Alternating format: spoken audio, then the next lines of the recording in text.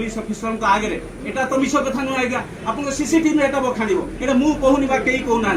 तेणु ए घटना घटला परे तांको आपण पूर्वरु थिला दफा 41 सीआरपीसी जोटा बीएनएसएस रही 35 सब प्लस 3 सीआरपीसी रे आपण ता नोटिस दे तांको जेल रु ए थाना ताको जमीन रे छाड़ले एटा मध्ये निश्चित कथा नै एटा आपण अस्वीकार करथुन इन स्पाइट ऑफ दैट एटा 9 तारिख रात 11टा बेले तांको छाड़िले से जने डायबिटीज होगी हाई ब्लड प्रेशर पेशेंट से खाई नांती से निवेदन करूचंती आज्ञा मते छाड़ी जे तुम खाइनी मु भूकिला मु मरि जिवि ता सत्य भी आपण मानकर मन शांति हलानी क्रोध संवरण हलानी ताको पुणी एभली कांड घटले राति 11:10 रे ताको आपण छाड़ले सदर कुंटारू आईआईसी को उपस्थित रे additional SP DSP crime DSP women cell समस्त को उपस्थित रे से मैडम ताको 20 बिदरले हला जीवन मार देबा उद्देश्य तापरे शांति हलानी आपण पुणी अगेन ताको 10 तारिख दिन आनी की कोर्ट फॉरवर्ड कले ठीक अछि आपण माने कले हमर साथे कहिबार नै करिला परे मध्य जेतबेले 11 तारिख दिन पुरुषोत्तम बाबू जाइए थाना इतला देले प्रति जो भाव में निर्यातना से इतला 11/6/2025 तारीख देले आम समस्त जाइए बार निष्पत्ति अनुसार आज होगा ठीक मासे 30 दिन आज की 30 दिन 10/6/6 रु आज है 11/6 एफआईआर आज है 10 ठीक मासे आज आपण माने एपर्यंत एतला रजिस्ट्रेशन हलानी मु जानिछि एसपी महाशय जानिछन्ती माननीय सुप्रीम कोर्ट अपेक्स कोर्ट नियम आपण जानिछन्ती निश्चित भाव रे आपण IAS officer senior IAS officer IPS officer आपण जानिछन्ती एवं एटा आउरी सबुठ बड़ कथा होछि जे ओडिसा माननीय मुख्यमंत्री श्रीयुक्त मोहन चरण माझी जे प्रत्येक दिन कहउछन्ती जे से व्यक्ति जे भी होना कहीं जेते क्षमताशाली हूँ ना कहीं जेते प्रभावशाली व्यक्ति हूँ ना कहीं आईन आगे समस्त समान जेकोसी व्यक्ति पीड़िता निर्यातिता यदि थाना को जीव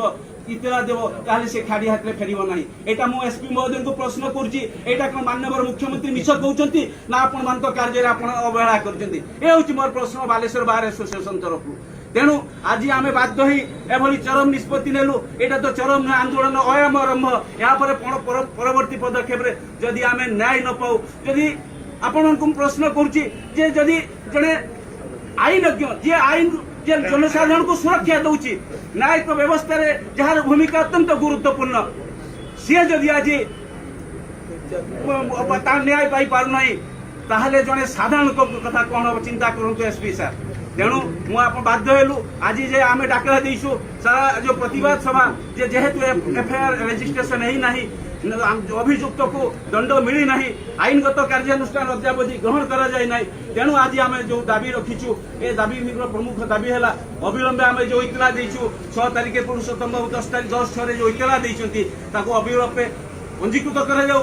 आईन अनुसार तदंत हो सीसीटीवी फुटेज को सुरक्षित माने प्रिजर्व करके रखा जाऊ एवं जो आईन मु कहूनी जदि वकिल बंधु भूल करते पुरुषोत्तम भूल करते दंड मिल किसी असुविधा ना तेणु जोटा आईन आगे समस्ते समान तेणु से भाई व्यवस्था आप करूँ अविलंबे एतलाटा रेजिस्ट्रेशन करूँ तदंत आरंभ करूँ एवं जो मान उपस्थित घटना घटला जहाँ आईन व्यवस्था थी आप निश्चित भाव में आम कार्यकारी करेंगे आशा करुच्ची एवं आउ जहाँ जहाँ जहाँ आम पाइबार हकदार ताको आपण जेहेतु आप गोटे जिलार एडमिनिस्ट्रेशन पुलिस एडमिनिस्ट्रेशन हेड आपंकर दायित्व रही सर जनसाधारण को न्याय देवाई तेणु मुझे दृढ़ आशा करुच्ची मो एसोसिएशन आप